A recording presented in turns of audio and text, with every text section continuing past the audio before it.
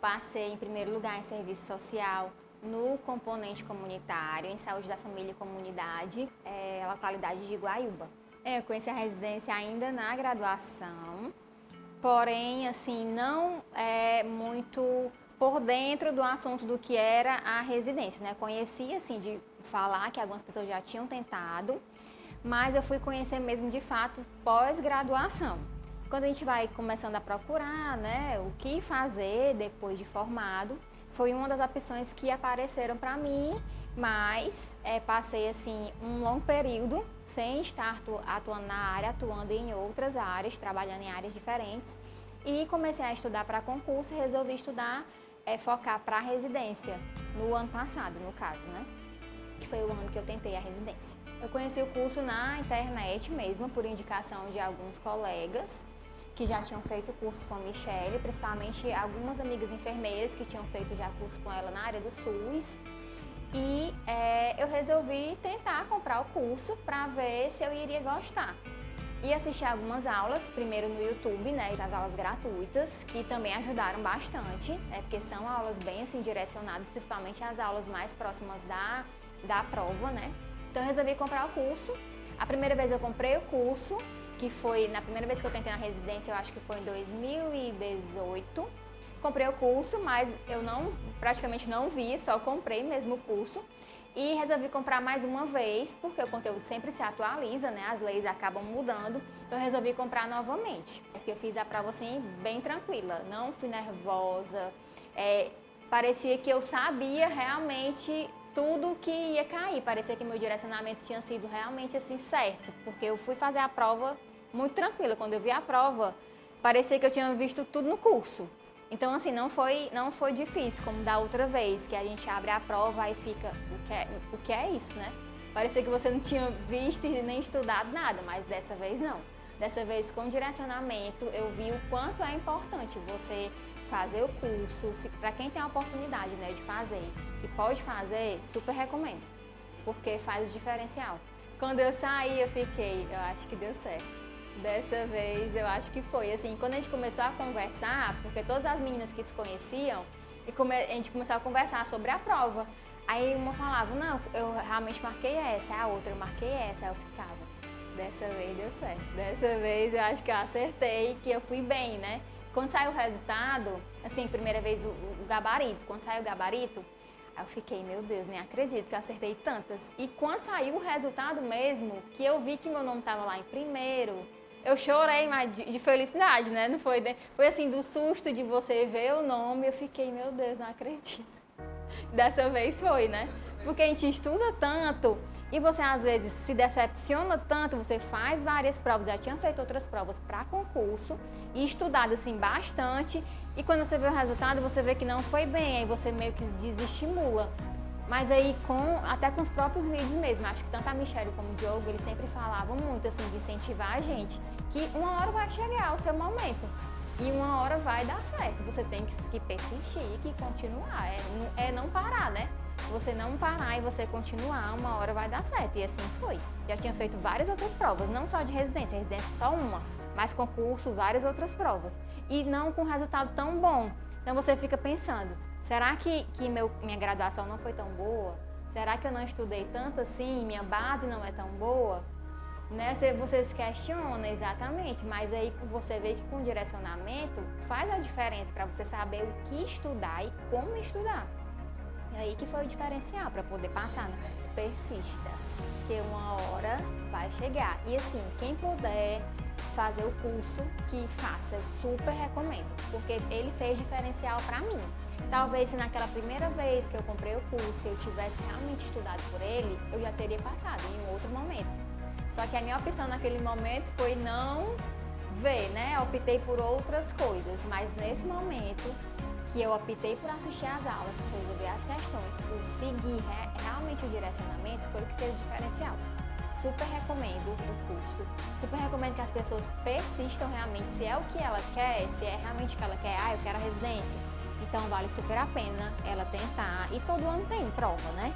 Então aquele conteúdo que você está estudando esse ano, ele não vai ser perdido. não vai ser perdida, ela vai continuar com ele e aperfeiçoar e resolver questões para que nos outros anos ela possa tentar. E também não é só uma prova, tem essa prova da ARES, né? Mas também tem a da UFC, também tem a de outros estados, do ICC, tem várias possibilidades. É só a pessoa realmente querer ir e persistir.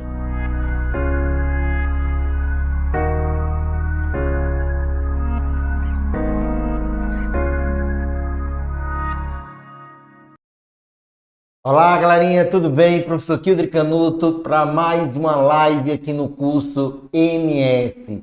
Agora a gente está lançando um produto novo, que são as capacitações e os aperfeiçoamentos. Chega junto aqui nessa live, não esquece de dar o like, se inscrever no canal, para que a gente possa ter um alcance cada vez maior e distribuir conteúdo gratuito aqui para vocês. Então, vem aqui comigo para a gente conversar sobre os propósitos dessa nossa live aqui com vocês, gente.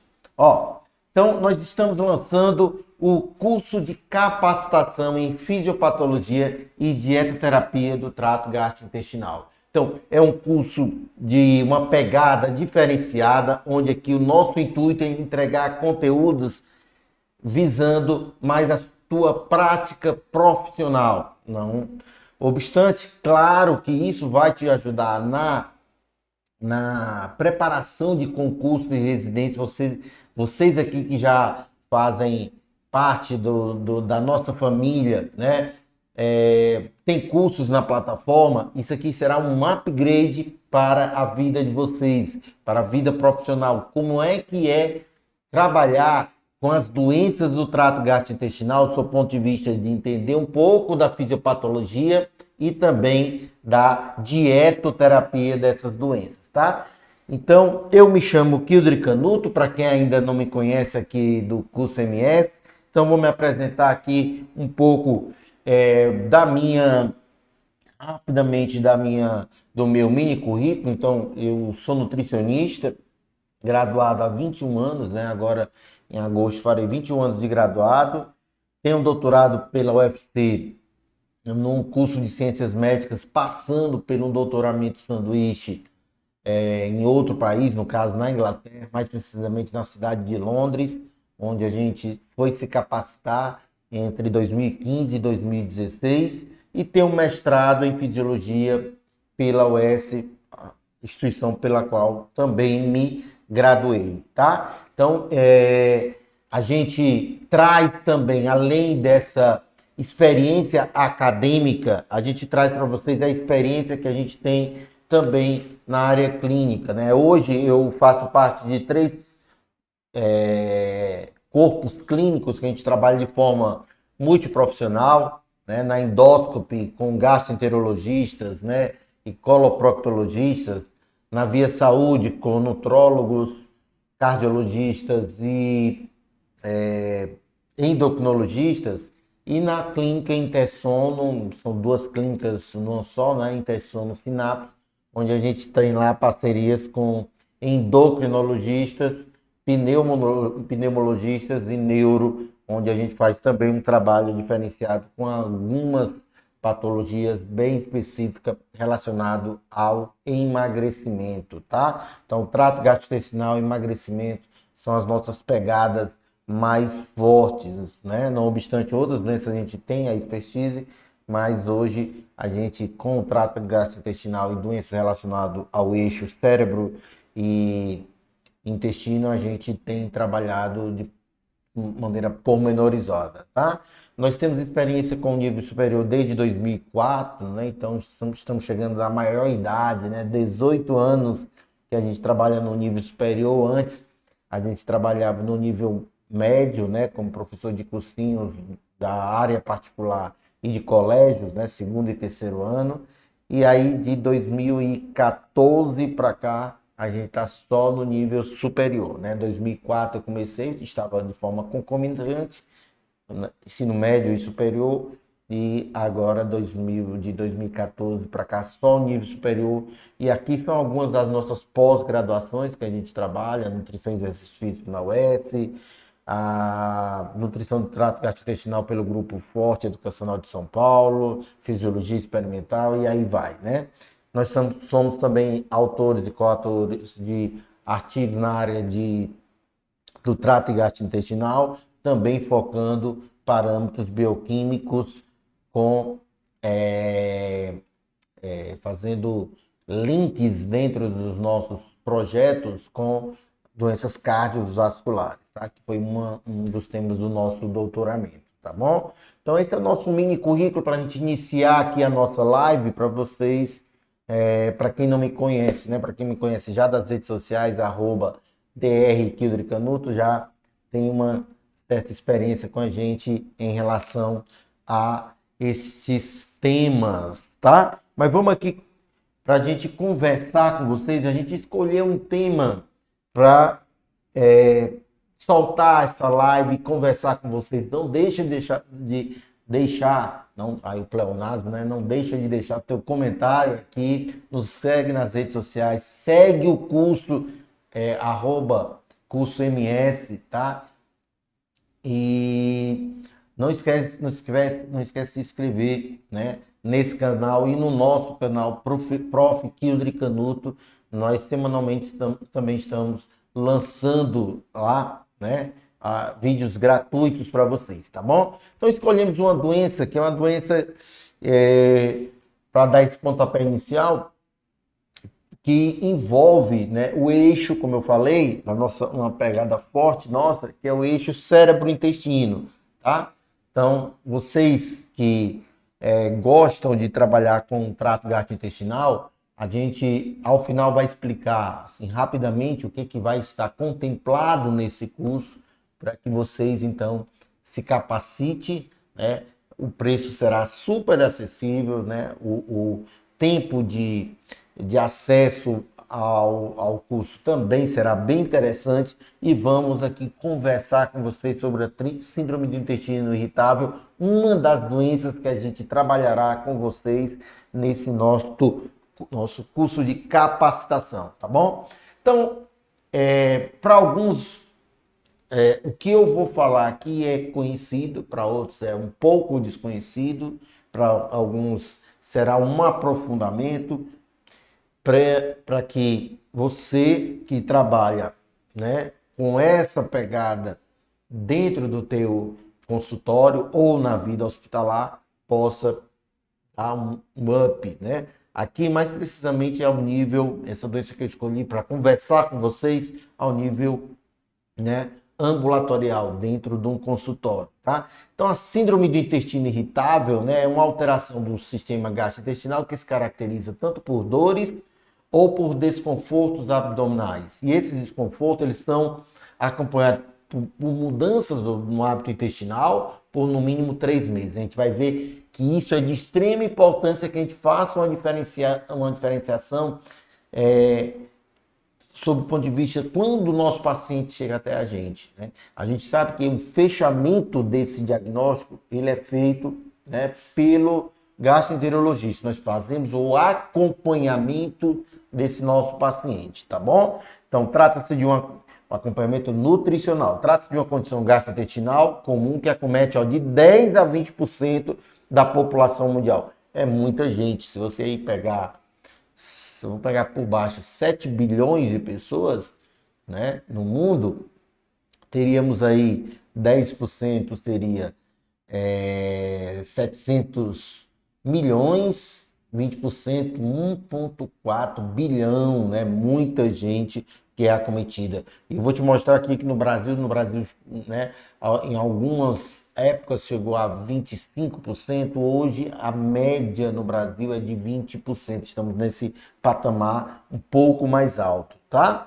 E o diagnóstico deve ser considerado por exclusão e eu vou explicar como é feito isso na fisiopatologia.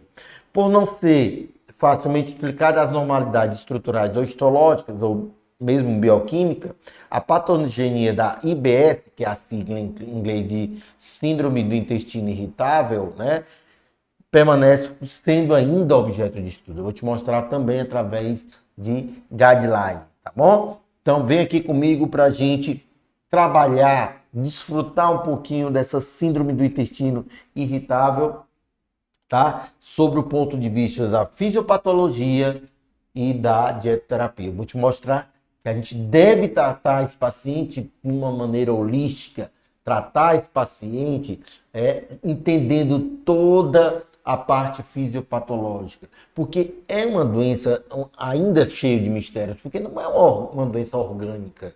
As células permanecem relativamente intactas. O problema é a funcionalidade que começa a trazer transtornos para os nossos pacientes. Então vem aqui comigo, ó. Como eu falei, a epidemiologia ela é uma doença que está bem espalhada no mundo todo, por isso, né, desse gráfico aqui, colocar um percentual de 10 a 20%. Né? Vejam que o Brasil é um dos países com maior incidência, né? Isso aí foi há 4, 5 anos atrás. Hoje a gente deu uma baixada devido à melhoria do diagnóstico, também alguns mais conhecimento de alimentos irritantes, né? E isso tem, né, se mostrado pelo mundo todo, tanto em países desenvolvidos como em países subdesenvolvidos. Veja aqui, ó, onde a gente fez o nosso doutoramento aqui, ó, em forma sanduíche, né, que o Reino Unido, né, United Kingdom, tem cerca de 22%, né, da população desse local com síndrome do intestino irritável, beleza? Então, o que caracteriza em linhas gerais essa doença do ponto de vista fisiopatológico? Ó, distensão abdominal, flatulência em excesso, é uma doença que a gente vai ver o que é que provoca isso, né? O que de uma maneira geral provoca esses mal-estares, tá? Deixa eu sair um pouquinho aqui da frente para mostrar aqui a vocês, ó. Eliminação de muco nas fezes, né? Embora muitas vezes esse muco fica às vezes escondido, né? É até um diagnóstico diferenciado, não é a grande característica, né? Isso é outra, né? Sintomatologia bem recorrente, que é a sensação de esvaziamento retal incompleto, né? Você vai ao banheiro e faz o número 2 e acha que não sabe se fez por completo, né? Na verdade, sabe que não fez por completo e acaba, né, sentindo ainda a sensação que pode evacuar mais, né? Proctalgia fugaz, a dor passageira no reto, então você fica com aquela sensação que vai no banheiro, quando vai, não sai, vai e volta. Isso é um tormento muito grande. Acomete, pessoal, nos termos epidemiológicos, cerca de 2 a 3 vezes mais mulheres do que homens, tá? E aí nós temos os chamados critérios de Roma para definir, né, se o paciente tem ou não essa doença por exclusão. Vou mostrar aqui a vocês, tá? Então, é um consenso, saindo um pouquinho da frente, de uma comissão especialista internacionais que se reuniram em Roma. Já estamos, né, no 4º critério de Roma, já teve Roma 1, Roma 2, Roma 3, agora estamos sob a incumbência, né, das diretrizes dos critérios de Roma 4. Então vem aqui comigo, ó, o que são esses critérios de Roma, né? Estão falados para o diagnóstico da síndrome do intestino irritável, né? Primeiro, ó, paciente tem dor abdominal recorrente mais de uma vez por semana, em média, nos 3 meses anteriores, com início em 6 meses. Então, você vai avaliar o paciente nos 3 meses em que ele foi lá, mas também avaliar como foram os 6 meses, né? Pega os 3 antes e os 3 depois do aparecimento do diagnóstico. Se, né, 2 desses sintomas aparecerem, que é a dor relacionada à defecação, a mudança na frequência das fezes, ou seja, você que tinha um hábito intestinal de uma vez ao banheiro ou 2 por dia e começou a ter intervalos ou maiores, 2 dias, 3 dias, 4 dias, ou começou a oscilar também na aparência das fezes, nós vamos ver aqui, né, através da escala de Bristol, né, que se houver oscilação da diarreia para constipação no intervalo de tempo, dentro desse intervalo de tempo aqui, ó, 3 meses e 6 antes do início, se 2 deles tiverem obedecido, você está, né, escalado a ser um paciente com síndrome do intestino irritável, né? Gente, não esquece, vai deixando nos comentários as perguntinhas para que a gente possa responder a vocês as dúvidas dessa nossa live de lançamento do curso de capacitação em dietoterapia e fisiopatologia do trato gastrointestinal. Nós estamos te dando a amostra gratuita aqui de como a gente trabalhará nesse curso ao longo de muitas aulas do trato gastrointestinal, tá? Então, o paciente não possui nenhum dos sinais de alerta, mas tem uma idade acima de 50 anos, nenhuma triagem prévia de câncer de colo ou sintomas, mudanças de hábitos recentes. Então, todas esses sinais que aqui estão mostrando, mas mais precisamente os sintomas, se começarem a aparecer na hora da conversa com o gastroenterologista, quando tiver feito já um exame para verificação se tem um exame de anticorpos, né? E a mesma biópsia para saber se tem doença celíaca, não tem. Faz uma colonoscopia, né? E não tem. Aí pergunta se tem pacientes na família com câncer de colo retal ou doença inflamatória intestinal, que são doenças que estará no nosso curso. Retocolite ulcerativa e doença de Crohn, perda involuntária de peso. Então, tudo isso, né, que a gente vem conversando aqui com vocês está inserida num diagnóstico da síndrome do intestino irritável. Mas não esqueçam, ó, tem que atender pelo menos, para começar a fazer uma investigação a miúde, tem que atender pelo menos 2 desses 3 critérios aqui. Isso é o que são chamados critérios de Roma 4.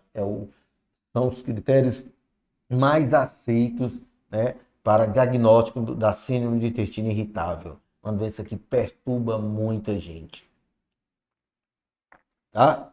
Então, ó, não tem como a gente conversar com vocês sobre síndrome de intestino irritável sem falar dos FODMAPs, né? Ou FODMAPs, ou FODMAPs, né?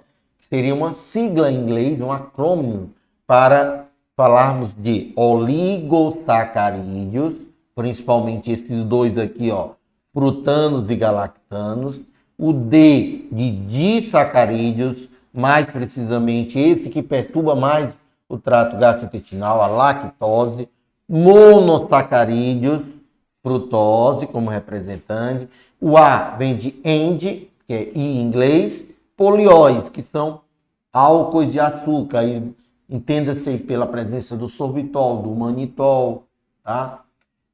Do lactilol, xilitol, que nós vamos ver aqui no próximo slide, que todos esses aqui reunidos, ou partes deles, em vários dos alimentos que aí vocês estão vendo, ó, no mel, né, nas castanhas, no pão, nas brássicas, né, como o brócolis, a couve-flor, o leite, derivados que tenham lactose, então todos eles, quando passam pela fermentação bacteriana, acabam produzindo mais gases. E essa produção de gases faz com que, né, a gente tenha sensações de mal-estar, já que a gente, por exemplo, não tem galactanose para quebrar galactanos, por exemplo, como a rafinose, nós não temos uma rafinase. E aí, quando o indivíduo está com aquele problema de, ao chegar FODMAPs, e esses FODMAPs serem fermentados por bactéria, então ele fica mais sensível ao intestino, então começa a trabalhar contra você mesmo, e aí começa a vir as dores e a perturbar, você não consegue evacuar, ora faz, né, uma linguagem mais leiga, cocôzinho mole, ora faz mais cocôzinho duro, ou seja, essa oscilação de constipação ou obstipação com diarreia é comum nos pacientes, né? Tem uns que só tem constipação, outros só tem a diarreia, tá? mas o mais comum é que por certos períodos da vida haja a oscilação, tá? Então não esqueçam aqui, ó, esses são alguns dos food maps, ó, dos exemplos que nós temos, ó, rafinose como galactoligosacarídeo, os frutoligosacarídeos, mais precisamente os frutanos, e dentre os polióis, né, que são aquelas substâncias derivadas de carboidratos por substituições do grupamento carbonila na extremidade da cadeia, formam polióis. São várias hidroxilas, né, formando um álcool, e esse álcool não é absorvido, né? Sorbitol, xilitol, que hoje é muito utilizado nos adoçantes, né? Maltitol, lactitol e assim por diante, né? Temos todos esses óis aí, né? Como exemplo de substâncias que perturbam, que são fermentáveis por não serem absorvidos e perturbam o meio intestinal, tá bom?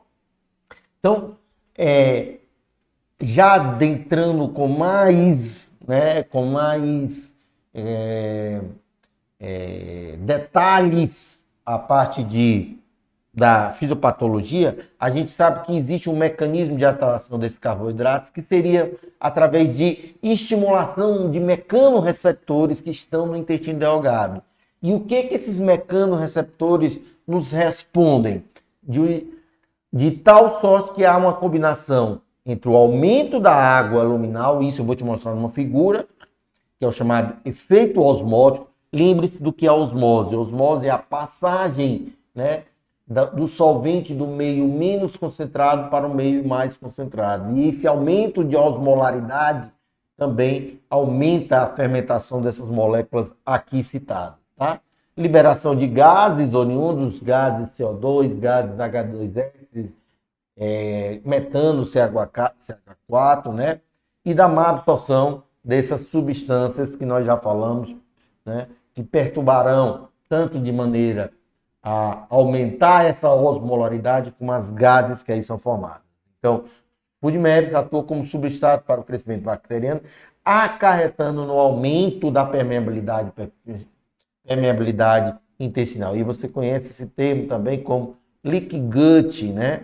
O aumento da permeabilidade. Então, começam a passar substâncias do intestino, né, através das células intestinal e até como lipopolissacarídeos ou substâncias tóxicas que pioram o quadro do paciente que tem FoodMaps, tá bom? Então, vejam, gosto bastante dessa figura, né? Embora ela esteja em inglês, ela é facilmente traduzível, né? Que é justamente um resumo dessa fisiopatologia da síndrome do intestino irritável, tá bom? Vejamos aqui, ó, frutose, frutanos, lactose, lactanos e polióis, que são aquelas moléculas que nós já falamos, né? Com bastante detalhe, que são fermentáveis, elas, quando estando na via exógena na dieta, né, elas aumentam a osmolaridade e aumentam o poder de serem fermentáveis pelas bactérias. E o que é que isso resulta sob o ponto de vista fisiológico? Ó, lembre-se que a água sai de dentro das células no intuito de diluir aquelas moléculas que lá estão, né?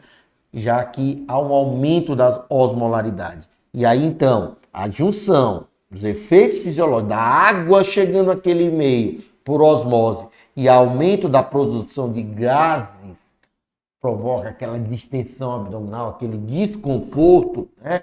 E isso, então, culminará, né, nessa sensação de ir ao banheiro e não conseguir, né, ter uma evacuação completa ou, como eu já falei, alternar esses períodos de constipação e períodos de diarreia. E os sintomas são as mudanças da motilidade, ou seja, não é uma doença orgânica.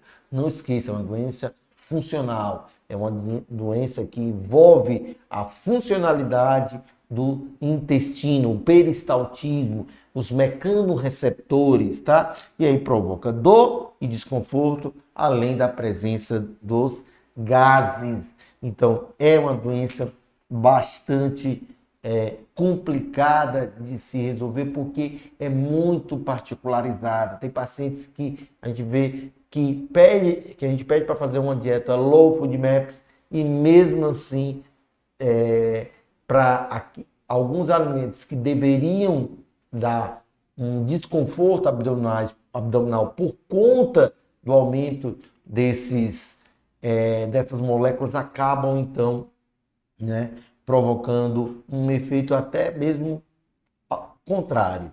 Então, existem tabelas, como eu vou te mostrar aqui, mas existem essas particularidades, tá bom? Então, vamos então passar para conversar com vocês. Então, gente, nós vamos conversar aqui com vocês, dando um aparato geral, né, daquilo que nós vimos até então, que é essa fisiopatologia, agora, né, de forma simplificada. Então, vem aqui comigo, ó, que quando a gente fala da síndrome do intestino irritável, não esqueçamos que ela é uma doença neurobiológica, né? Nós comentamos aqui a importância do eixo intestino-cérebro, né? Para entendimento, né, dos pormenores dessa doença. E ainda assim existem, né, muitas nuances, muitos vieses e muitas coisas ainda obscuras. Então, não esqueçamos que alterações do mecanismo autonômicos, neuroendócrinos e moduladores da dor estão, né, intrinsecamente ligados, já que a gente sabe que o intestino tem seu sistema nervoso intrínseco e extrínseco, e isso, né, acaba gerando uma hiperalgesia visceral, né, aumento da dor nos órgãos, né, através de uma alteração de sua sensibilidade pelos fatores que nós já conversamos, né, aumento da osmolaridade, aumento da fermentação, aquela perturbação dentro daquele intestino que outrora estava sadio. Então, estresse psicológico, então tem se fazer, né? Nós vamos ver aqui algumas diretrizes do guideline que são importantes, o tratamento psicológico, tanto a psicoterapia como também o tratamento farmacológico quando os sintomas vão se exacerbando de forma mais intensa, tá? Infecções intestinais, o componente dietético, ansiedade com depressão, com componente dietético, ou seja, porque antes se falava muito que a doença surgia só do estresse, mas são, na verdade, conjuntos de fatores que acabam levando à exacerbação dos sintomas, os fatores envolvidos no intestino e os fatores envolvidos aqui no sistema nervoso central, tá? Vem aqui comigo, ó, para que antes que a gente fale do guideline, a gente se lembre de até, eu sei que alguns de vocês já utilizam essa escala de Bristol, né, que é validada no mundo inteiro, onde ela mensura, tá, o teu nível de aparência das fezes de acordo com se está mais ou menos constipado. A gente sabe, por exemplo, que o tipo 1 e o tipo 2, né, esses cocô bolinha aí de carneirinho, né, de carneirinho, né, eles já são, né, bem típicos do paciente mais constipado. Os níveis 3 e 4 já são mais normalizados, e aí quando você pega de 5 a 7, já são aqueles pacientes que têm uma tendência mais diarreicas, tá? Então, às vezes o paciente ele oscila de um dia para outro, ou de uma semana para outra, com vários episódios do 2 por 7, ou do 1 por 5, e assim por diante, tá? Ou pode ficar muito tempo só pela escala de Bristol com o tipo 1, tá? E aí tem que utilizar, às vezes, substâncias antiespasmódicas, tá? Então, ó, gente, trago aqui para vocês, isso quem já trabalha na área, né, conhece, né, quais são os alimentos que são ricos em FODMAPs e os mais pobres, porque nós fazemos, na prática, como nutricionista, uma dieta de exclusão. né? Nós temos várias maneiras de poder trabalhar essa dieta de exclusão, né? Que vocês vão ver no curso, né? Dieta fase 1, dieta fase 2, dieta fase 3, mas em linhas gerais a gente, né, tenta fazer uma dieta de exclusão, juntamente com a equipe médica, por 45 a 60 dias para ver como foram, ou como se comportou o intestino do teu paciente, né? Então aí nós temos essas, tem várias, né? Tem até tabelas de food maps com alimentos intermediários, né? Você pode utilizar de qualquer uma, contanto que o teu paciente consiga responder bem ao tratamento, né? Fruta, leite derivados, hortaliças, né? E leguminosas, cereais, né?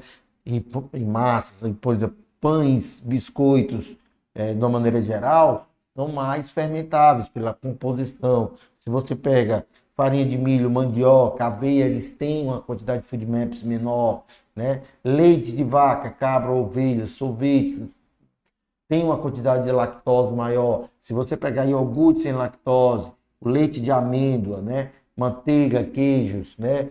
O queijo cheddar, os queijos curados, de uma maneira geral, tem menor teor, né? E assim você vai trabalhando com o teu paciente. A maçã, que é muito rica em poliol, você pede para ele evitar, mas tem paciente que não sente nada com a presença da maçã, né? Então, existe a individualidade, você mostra para eles, né? Nas leguminosas, né? Por exemplo, ervilha, grão de bico, feijão, esses que são ricos em estaquiose, rafinose, a gente precisa conversar com os nossos pacientes acerca do aumento da produção de gases por conta, né, de um aumento dos sintomas, tá? Então a gente traz aqui um guideline, né, do American Journal Gastroenterology, que é de 2020, né, final de 2020, começou a ser implementado em 2021, onde ele mostra cerca de 25 recomendações, né, para a síndrome do intestino irritável. Tá? No nosso curso, a gente fornece esses artigos para os nossos alunos, a gente fornece tanto ele na sua forma original, né, em inglês, como também alguns desses, para facilitar, alguns desses artigos a gente coloca as duas formas, em português e em inglês, contanto que você faça uso. Então, nesse guideline ele mostra 25, né? Nós temos quadros, resumos aqui de 25 recomendações para a síndrome do intestino irritável, né? Aí há detalhamentos nesse guideline, né? Por exemplo, a sugestão de fazer o exame de calprotectina fecal ou lactoferrina para saber se aquele paciente, né, quando aumenta essa proteína, significa que ele pode estar mais propenso a ter uma doença inflamatória intestinal, tá? Ao invés de ter uma síndrome do intestino irritável. Então, tem várias recomendações aqui que são bastante interessantes. Eu não vou estar lendo uma por uma, porque você vai ter esse material aqui disponível e lá no curso a gente vai destrinchando cada um dessas recomendações, né? Claro, principalmente as mais voltadas para a nossa área, porque esse guideline é para a área de saúde de uma maneira intestinal, ó. Tô falando tanto em intestino. Ó, não esquece de dar teu like aí não, tá? Não esquece de mandar aquela tua duvidazinha que tu tenha para a gente poder responder, tá? Não esquece de se inscrever no canal. Também se inscreve no nosso canal Prof. Kidri Canuto. Nós temos coisa boa lá, lançando toda semana, tá bom? É um canal novo, mas um canal bem legal para vocês. E aqui no curso MS, tá?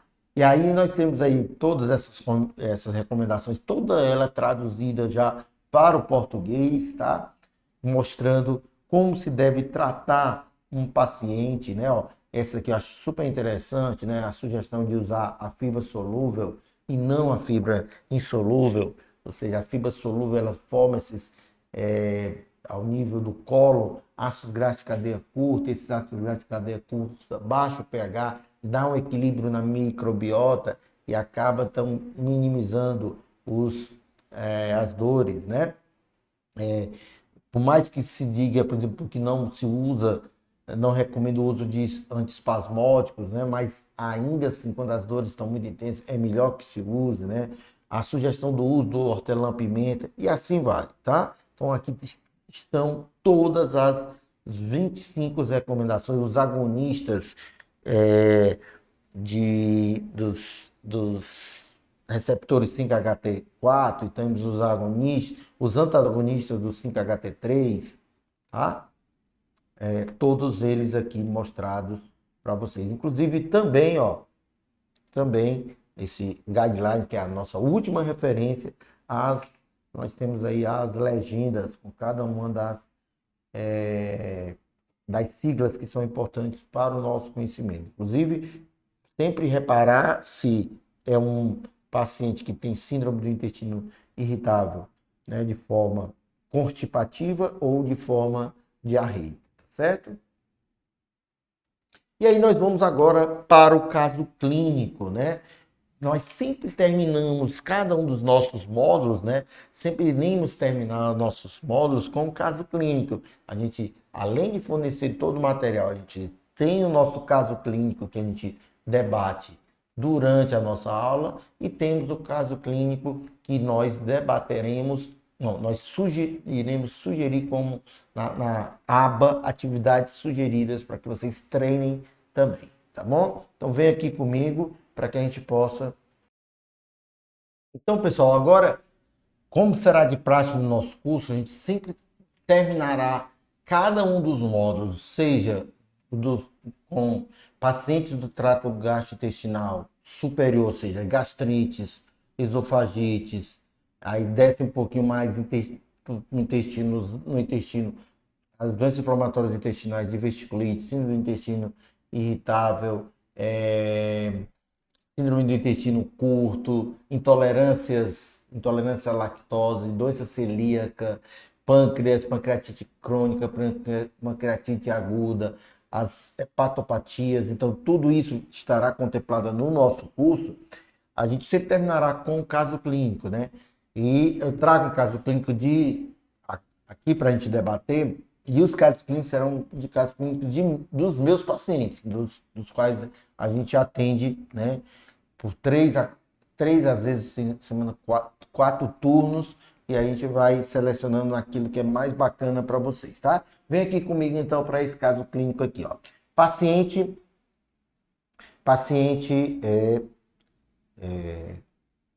opa, peraí, galera, peraí, paciente JVAP, 36 anos, sexo feminino, peso 66,8, 1,61 m, cuja profissão é enfermeira. Os dados antropométricos, nós pegamos a circunferência da cintura, circunferência abdominal e circunferência de quadril. Ela fez a bioimpedância lá no nosso consultório, né? A gente não destrinchou aqui para colocar todos os detalhamentos, mas tem um percentual de gordura de 38,1, uma taxa metabólica basal relativamente baixa, né? Uma vez que a percentual de gordura dela está alto, né? De 1.267. Pegamos os dados bioquímicos que ela nos trouxe no nosso primeiro encontro, né? Colesterol total 209, HDL 61, triglicerídeo 144, glicose 77. E essa paciente encontra-se altamente sedentária. Né? Por quê? Porque ela estava escrevendo uma dissertação de mestrado, e quem aqui está assistindo essa live sabe, né? Se não fez mestrado, se não fez doutorado, mas já sabe até mesmo quando há os estresses de um TCC, né? Imagine essas outras que exige-se, né, tempo de dedicação maior ainda, né? Então, cujo limite é dezembro deste ano para a defesa. Dezembro, no caso, foi dezembro do ano passado, né? Isso eu atendi ela em agosto, iníciozinho de setembro.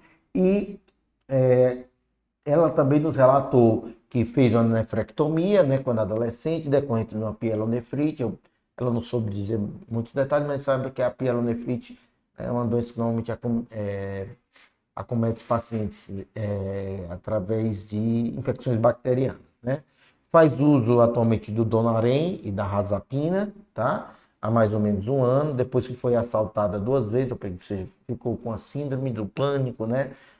Foi assaltada 2 vezes, isso gerou um trauma a ela, e isso, né, acaba também piorando. Você já sabe, nós vamos comentar a questão aqui do sistema psique com o intestino, tá? Então, relato da síndrome do intestino irritável e não gostar de verduras, tá? Em crises, oscila entre episódios de diarreia e constipação, como falei para vocês, né? Então, aquela paciente bem eletiva, aquela paciente que mais chega no nosso...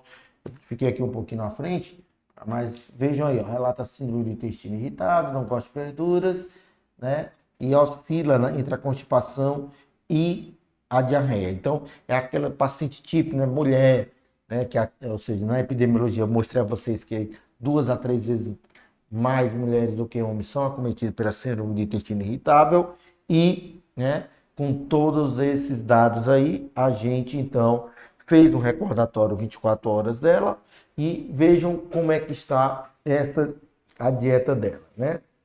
Ela disse que o de jejum dela, normalmente ela tapiocou iogurte com café, aí passava direto, não fazia nenhum lanche, comia arroz, feijão e proteínas, porque não gosta de saladas, né? Não gosta de verdura, mas no jantar ela comia às vezes uma farofinha, o arroz, a proteína, não comia o feijão, colocava uma proteína, ou um pouco de salada se tivesse misturada com a farofa, e mais carboidratos ainda, né? Não costuma fazer lanche nem ceia e dormia por volta de 22h30 e 23 horas. Ela também, esse é o horário quando ela não estava dando plantão, porque como ela estava fazendo a, a dissertação de mestrado, escrevendo, então ela diminuiu o número de plantões dela. Mas mesmo assim ela dava seus plantões, e muitas vezes eram plantões noturnos, e a dieta dela, o plano alimentar dela, o recordatório dela ainda era pior. Então, ó, você pode ver que é uma dieta, depois que a gente fez os cálculos, né? Nós vimos que era uma dieta hipocalórica, pobre em vitaminas, minerais e fibra, né? Possui síndrome do intestino irritável já diagnosticada pelo médico. É recomendado para elas pequenas refeições, né, em períodos curtos, e é ideal que a paciente faça a ingestão dos medicamentos após a refeições, a fim de evitar desconforto. Que medicamentos são esses? A Razapina e o Donarém, que ela começou a tomar. Você sabe que o Donarém é um hipnótico, né? Então é uma substância dada para pacientes com ansiedade ou depressão que têm dificuldade de dormir. Então, tomando essa medicação, você acaba dormindo, né, por efeito hipnótico, né, por efeito no sistema nervoso central de forma bem forte.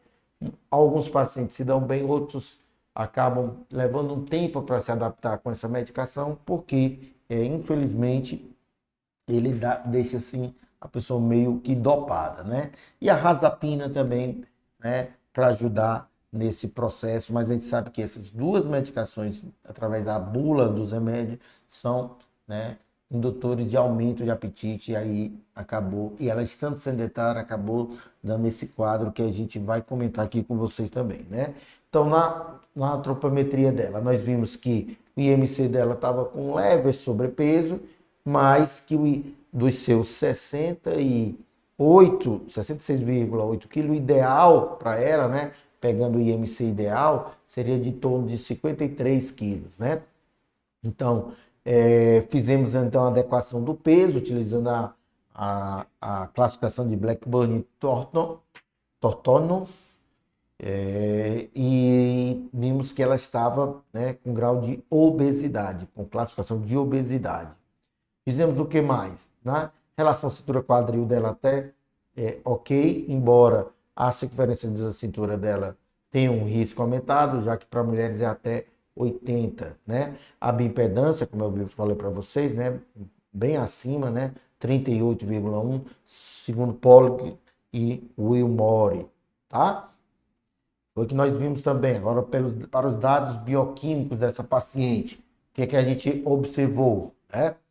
Que o colesterol dela, embora esteja um pouco acima, ela tem um HDL, uma lipoproteína de densidade alta, né, chamada de popularmente como colesterol bom, né, também muito boa. Tanto é que quando você aplica, e eu sei que você sabe disso, o índice de Castelli-1, que é a razão entre o colesterol total e o HDL, dá um valor de 3,41. Então, não possui riscos cardiovasculares, uma vez que a referência é para mulheres até 4,4.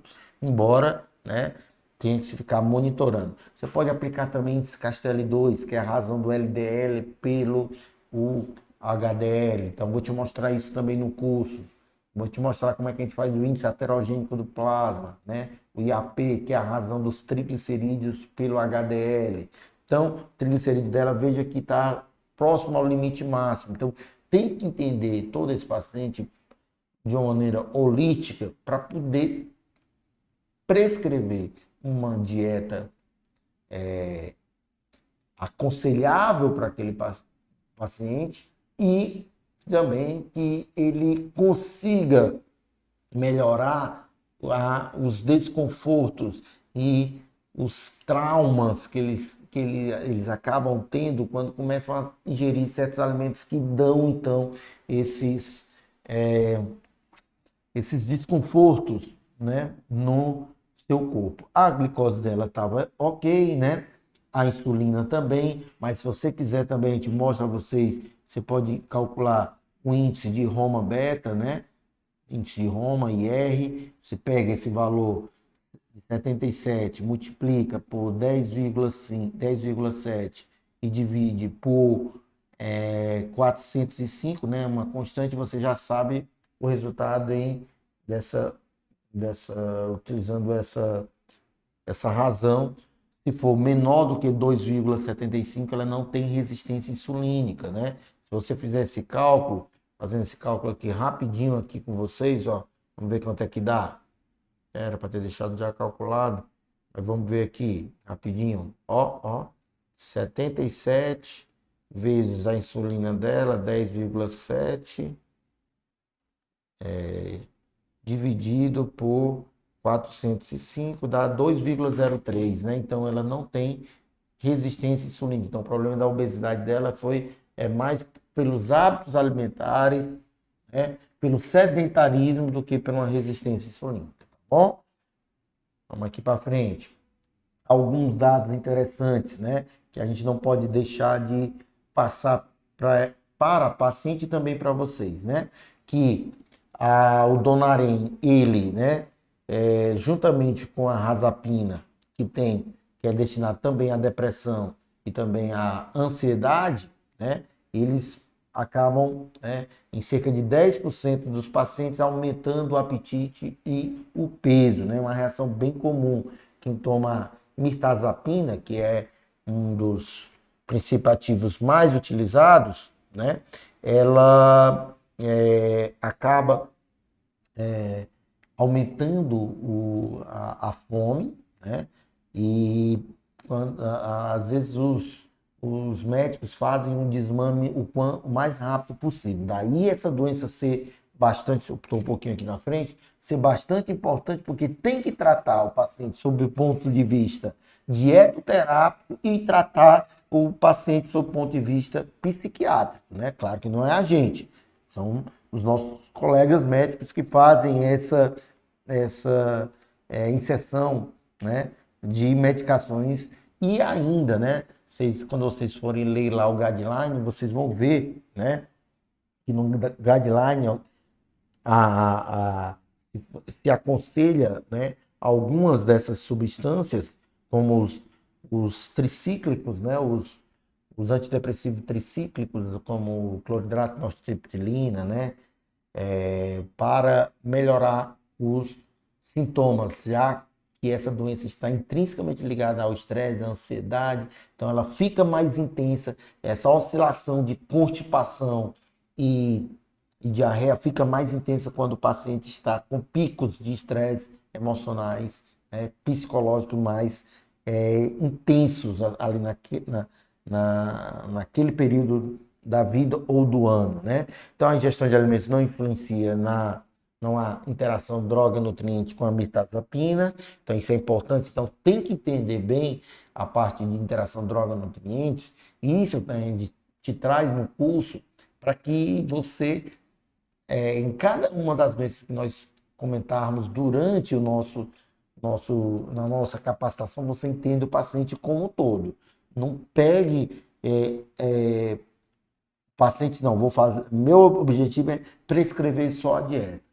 Se o seu objetivo é só esse, então você não vai ser um cara diferenciado, ser uma profissional diferenciada. Você precisa entender esse paciente do seu ponto de vista por fora, né? E por dentro. Tanto quando eu digo por dentro no sangue, é entender, né, o que está passando, os problemas emocionais deles que estão envolvidos nessa doença inflamatória intestinal. Inflamatório não, desculpa. Síndrome de intestino irritável, tá? Doença inflamatória é outro tópico no nosso curso, tá bom? Então nós fizemos o cálculo da necessidade energética desse paciente, tá? Chegamos nesse número aqui e fizemos então um plano alimentar.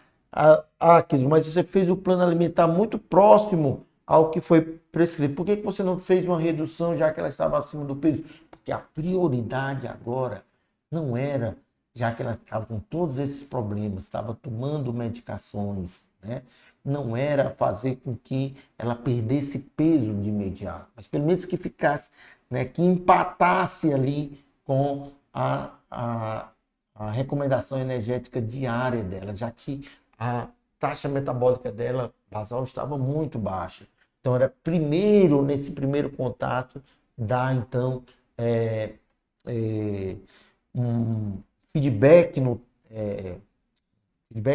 uma melhor resposta, fazendo uma dieta equilibrada e tirando os polióis, tirando os frutanos, os galactanos, né, da dieta dela, rafinose, estaquiose, essas moléculas que são mais facilmente fermentáveis, para que ela, né, não se sentisse, né, tão desprotegida do seu ponto de vista, né, nutricional. Lembre-se que a própria medicação per si já induz o aumento da fome. Se a gente conseguisse empatar, já era uma boa. E aí foi, quando a gente fez o retorno dela depois de, passou um pouquinho mais de 2 meses, quase 3 meses para ela retornar. Ela já estava bem melhor, os sintomas tinham minimizado, ela tinha perdido pouco peso, 1,5 kg a 2, né? E a gente incentivou, né, a prática de atividade física, que isso melhora sobremaneira, então, a produção de serotonina e melhorando também o bem-estar desse paciente, né? E estamos esperando um novo retorno, né, dela, ela retornou há pouco tempo, para que a gente dê continuidade a esse nosso objetivo dietoterápico com os nossos pacientes. E é isso que eu quero que vocês entendam, é isso que eu quero trazer para vocês, né, nesse curso de capacitação, um diferencial. Conversar com vocês, né, na dietoterapia, conversar com vocês na fisiopatologia dessas doenças do trato gastrointestinal, para a gente melhorar o perfil, né, desses nossos pacientes, o perfil antropométrico, o perfil bioquímico, como prescrever um plano alimentar para esse paciente em específico e te dar todo esse direcionamento de forma mais assertiva, tá? Então, gente, muito obrigado vocês que ficaram conosco, né, nesses 50 e poucos minutos de live. Não esqueçam de deixar os comentários de vocês, dê um like aí se você gostou, nos siga nas redes sociais, nos siga no nosso canal, né, Prof. Kildre Canuto, nos sigam, né, como a maioria aqui já está aqui, o curso MS, né, a professora Michele, que é a nossa grande mentora, para que a gente possa, então, dar mais subsídios a vocês, né? Para que a gente tire esse nosso paciente, né, da síndrome do intestino irritável, não só dela, mas melhore a qualidade de vida de todos os pacientes com doença inflamatória intestinal, com esofagite, com doenças pancreáticas, com esteatose hepática, todo esse nosso leque de doenças que iremos trabalhar no nosso curso de forma diferenciada, tá bom? Então, gente, me despeço aqui de vocês. Grande beijo, um abraço para o professor Kidri. Estamos juntos nesse nosso novo projeto e iremos fazer você um profissional diferenciado, tá bom? Grande abraço. Tchau, tchau. Então, pessoal, é isso, tá? Você que nos acompanhou aqui durante essa live, não pode perder essa grande oportunidade. Está aqui na descrição do nosso vídeo, da nossa live, o link para a tua inscrição. Não esquece. O valor desse curso é de R$ 147. Estamos nessa semana de capacitações, deixando um cupomzinho onde o desconto fica para R$ 97 do teu curso. Ou seja, você vai ter acesso a um curso de capacitação durante um ano todinho e voltar para estudar com mais afinco, com mais detalhes nessa nossa capacitação por apenas R$ 97, tá bom?